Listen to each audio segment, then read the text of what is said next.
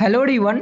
स्वागत है आप सबका learning with Gautam YouTube channel में। तो आज के इस वीडियो में हम करने वाले हैं क्लास 12th म्यूजिक के यानी कि संगीत के most important objective question answer को, जो कि आपके आने वाले एग्जाम के लिए काफी ज्यादा महत्वपूर्ण प्रश्न रहने वाला है। तो आप लोग वीडियो को अच्छे से ध्यानपूर्वक और लास्ट तक जरूर देखिएगा। तो चलिए शुरू कर लेते हैं पहले क्वेश्चन से। और पहला क्वेश्चन है हमारा, आलाप का मुख्य उद्देश्य क्या होता है? तो आलाप का मुख्य उद्देश्य होता है राग की भावनात्मक प्रस्तुति।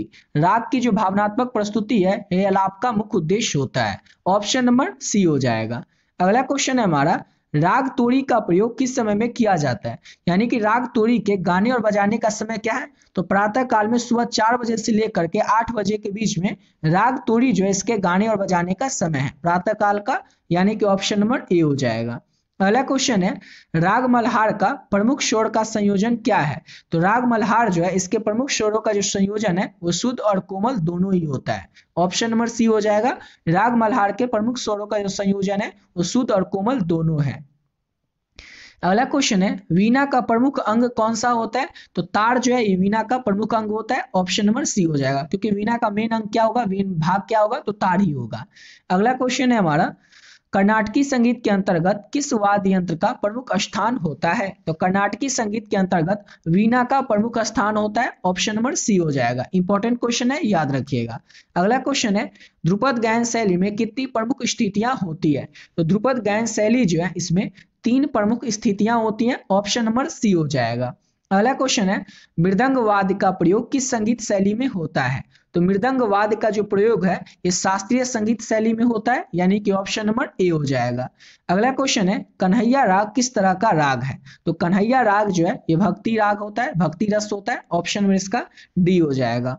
अगला क्वेश्चन है हमारा, संगीत सम्राट तानसेन ने किस शासक के दरबार में सेवा की थी? ये तो सबको पता है कि संगीत सम्राट तानसेन जो थे अकबर के दरबार में नवरत्नों में से एक थे, यानी कि ऑप्शन नंबर ए हो जाएगा। अगला क्वेश्चन है, और याद रखिएगा, मियाँ की मल्हार, मियाँ की तोड़ी, इन सभी रागों की रचना जो है किसने किया है? तो तानसेन ने ही किया है। अगला क्वेश्चन करते हैं, और नेक्स्ट क्वेश्चन है, कौन सा राग समर्पण और भक्ति की भावना को व्यक्त करता है? 4 राग का नाम दिया हुआ है, राग भैरव, राग यमन, राग तिवरा, राग बागेश्वरी। इनमें से कौन सा राग जो है वो समर्पण और भक्ति की भावना को व्यक्त करता है? तो राग भैरव जो है ये समर्पण और भक्ति की भावना को व्यक्त करता है, यानी कि ऑप्शन नंबर ए हो जाएगा। अगला क्वेश्चन है, संगीत के अंकों का अध्ययन किसने किया था? तो संगीत के अंकों का जो अध्ययन है वो पंडित विष्णु नारायण भातखंडे के द्वारा किया गया था। पंडित विष्णु नारायण भातखंडे के द्वारा संगीत के अंकों का अध्ययन किया गया था। ऑप्शन नंबर ए हो जाएगा। अगला क्वेश्चन है, सुर और स्वर में क्या अंतर होता है? तो सुर और स्वर में क्या अंतर होता है? तो स्वर स्थिर होते हैं और सुर जो है ये विविध होते हैं। याद रखिएगा, सुर और स्वर में क्या अंतर है? तो स्वर स्थिर होते हैं और सुर जो है ये विविध होते हैं। ऑप्शन नंबर सी हो जाएगा। अगला क्वेश्चन है, किस राग में कोमल गंधार और कोमल निषाद का प्रयोग किया जाता है? तो राग बागेश्वरी में कोमल गंधार और कोमल निषाद का प्रयोग किया जाता है, यानी कि ऑप्शन नंबर बी हो जाएगा। अगला क्वेश्चन है, हिंदुस्तानी संगीत और कर्नाटकी संगीत के अंतर को किसने स्पष्ट किया था? तो पंडित भातखंडे जो थे, पंडित विष्णु नारायण भातखंडे, इनके द्वारा ही हिंदुस्तानी संगीत और कर्नाटकी संगीत के अंतर को स्पष्ट किया गया था, यानी कि ऑप्शन नंबर सी हो जाएगा। और अगला क्वेश्चन करने से पहले आपको बता दें कि अगर अभी तक आप लोग म्यूजिक के इंपॉर्टेंट गेस क्वेश्चन के पीडीएफ को नहीं लिए तो इस पीडीएफ का आप लोग कैसे ले सकते हैं? ऑलरेडी बहुत सारे बच्चे जो है पहले से इस पीडीएफ को ले चुके हैं, तो जो भी बच्चे पहले से इस पीडीएफ को ले लिए वीडियो क्या कीजिएगा, वीडियो को थोड़ा स्किप करके अगले क्वेश्चन से आप लोग देख लीजिएगा। और जो लोग बचे हुए हैं अभी तक इस पीडीएफ को नहीं लिए उनको बता दें इस पीडीएफ में आपको क्या क्या मिलेगा और इस पीडीएफ को आप लोग कैसे ले सकते हैं। तो इस पीडीएफ में आपको मिलेगा music important guess objective question, music important subjective question, साथ ही साथ आपको मिलेगा म्यूजिक में पिछले 11 साल में 2013 से 2024 के बीच में जो भी प्रश्न पूछे गए सभी के सभी ऑब्जेक्टिव क्वेश्चन आपको आंसर के साथ देखने को इस पीडीएफ पे मिल जाएगा। और इतना अगर आप अच्छे से कर लेते हैं ना तो इसके अलावा आपको और कुछ करने की जरूरत ही नहीं पड़ेगी, क्योंकि आपके एग्जाम में जो भी प्रश्न आएंगे वो सभी के सभी प्रश्न इसी पीडीएफ से आपको देखने को मिल जाएगा, चाहे वो ऑब्जेक्टिव हो या सब्जेक्टिव हो। और इस पीडीएफ का जो प्राइस है वो है केवल और केवल 30 रुपए, यानी कि आप केवल 30 रुपए पे करके इस पीडीएफ को प्राप्त कर सकते हैं। पे कैसे करना है और लेना कैसे है, तो ये जो नंबर आपको दिख रहा होगा 7903820891, इस नंबर पे आप लोगों को फोन पे, गूगल पे, पेटीएम किसी भी माध्यम से 30 रुपए पे कर देना है। और जैसे आप पे करते हैं इसका स्क्रीनशॉट ले करके आप लोगों को इसी नंबर से जो व्हाट्सएप है, इस व्हाट्सएप पे स्क्रीनशॉट को भेज देना है। और स्क्रीनशॉट भेजने के बाद आपको व्हाट्सएप पर बस एक छोटा सा मैसेज कर देना म्यूजिक, जिससे कि ये पता चल जाए आपको म्यूजिक का पीडीएफ चाहिए। जैसे ही आप पे करके स्क्रीनशॉट भेजेंगे, सब्जेक्ट का नाम बताएंगे म्यूजिक, आपको जो पीडीएफ है तुरंत मिल जाएगा। और जितना आपको क्वेश्चन मिलेगा ऑब्जेक्टिव और सब्जेक्टिव सबको अगर आप अच्छे से कर लेंगे तो आपको इसके अलावा और कुछ करने की जरूरत नहीं पड़ेगी, क्योंकि आपके एग्जाम में क्वेश्चन कहीं से भी आएगा तो जो आपके सिलेबस में दिया हुआ है टॉपिक, उन्हीं सभी टॉपिक से आपके एग्जाम में क्वेश्चन आएंगे। और उस सभी टॉपिक से रिलेटेड सिलेबस में जो भी टॉपिक दिया हुआ है उस सभी टॉपिक से रिलेटेड जो भी क्वेश्चन ऑब्जेक्टिव या सब्जेक्टिव बन सकते थे इंपॉर्टेंट आपके बोर्ड एग्जाम के लिए, सभी प्रश्न इस वीडियो में ऐड कर दिया गया है। यानी कि अगर आप इसको अच्छे से कर लेते हैं तो इसके बाद आपको कुछ और करने की जरूरत नहीं पड़ेगी, ना कोई बुक पढ़ने की जरूरत पड़ेगी, ना कोई गेस्ट पेपर पढ़ने की जरूरत पड़ेगी, ना कोई क्वेश्चन बैंक आपको पढ़ने की जरूरत पड़ेगी। बस आप इसको अच्छे से कर लीजिए, समझ गए। तो जो लोग अभी तक नहीं लिए इस पीडीएफ को, बचे हुए हैं, तो आप लोग इस पीडीएफ को जरूर ले लीजिएगा। चलिए आते हैं अपने अगले क्वेश्चन पे। अगला क्वेश्चन है, वीणा किस वाद्य का वर्ग में आता है, यानी कि तंतु 4 वाद्य यंत्र होते हैं उस, जैसे कि तंतु, सुशीर, घन और अवनद।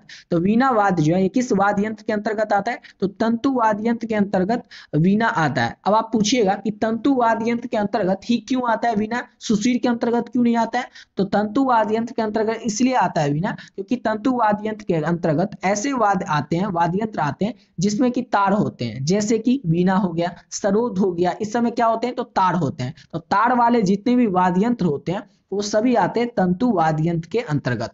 और सुशीर वाद्य यंत्र के अंतर्गत इसलिए नहीं होगा क्योंकि सुशीर वाद्य यंत्र के अंतर्गत वैसे वाद्य यंत्र आते हैं जो कि मुंह से फूंक कर बजाया जाता है, हवा का प्रयोग करके बजाया जाता है। इसलिए वीणा जो है ये तंतु वाद्य यंत्र के अंतर्गत आएगा, सुशीर वाद्य यंत्र के अंतर्गत नहीं आएगा। ऑप्शन नंबर ए हो जाएगा। अगला क्वेश्चन है, तंती वाद्य यंत्र का उदाहरण क्या है। तो तंती वाद्य यंत्र का उदाहरण यानी कोई तंतु वाद्य यंत्र का उदाहरण तभी आपको बता दिए, वैसे वाद्य यंत्र जिसके अंतर्गत तार होंगे वे आएंगे तंतु वाद्य यंत्र के अंतर्गत, जैसे कि सितार हो गया, ऊपर आपको बता चुके हैं, वीणा हो गया।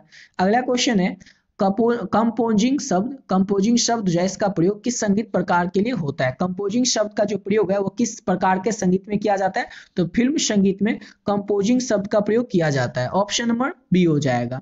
अगला क्वेश्चन है, ताल रत्नाकर के लेखक कौन है। तो ताल रत्नाकर के लेखक है Pandit Vishnu Narayan Bhatkhande. Option number C हो जाएगा।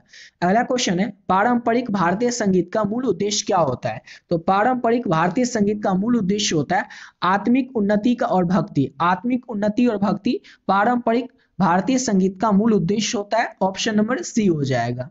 अगला क्वेश्चन है, संगीत सम्राट तानसेन के बारे में किसकी धरोहर अधिक प्रसिद्ध है। तो उनका जो संगीत है और गायन है तानसेन का, वही उनकी सबसे प्रसिद्ध धरोहर है। ऑप्शन नंबर ए हो जाएगा। अगला क्वेश्चन है, नयन राग किस प्रकार का राग है। नयन राग जो है श्रृंगार रस का राग है। ऑप्शन नंबर बी हो जाएगा। अगला क्वेश्चन है, द्रुत लय का समय किस प्रकार होता है। तो द्रुत लय जो है ये तेज गति का होता है, यानी कि ऑप्शन नंबर सी हो जाएगा। द्रुत लय का समय किस प्रकार का होता है, तो तेज गति का होता है। ऑप्शन नंबर सी हो जाएगा। अगला क्वेश्चन है, आलाप और तांत्रिक साधना के बीच क्या अंतर होता है। तो आलाप और तांत्रिक साधना जो है इसके बीच आलाप के से रागों को स्थिर किया जाता है, आलाप से रागों को स्थिर किया जाता है आलाप और तांत्रिक साधना के बीच। ऑप्शन नंबर ए हो जाएगा। अगला क्वेश्चन है हमारा, राग बिलावल का समय क्या होता है। तो राग बिलावल के गाने और बजाने का जो समय है वो दोपहर का होता है, यानी कि ऑप्शन नंबर इसका बी हो जाएगा।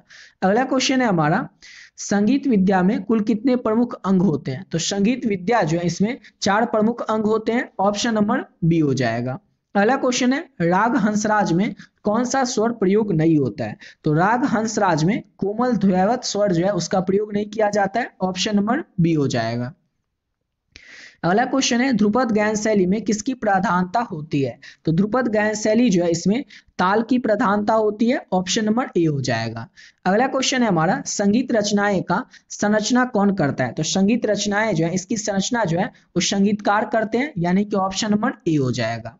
अगला क्वेश्चन है, संगीत का इतिहास कब से प्रारंभ हुआ था, कब से शुरू हुआ था। तो संगीत का जो इतिहास है ये प्राचीन काल से ही शुरू हुआ था। ऑप्शन नंबर ए हो जाएगा।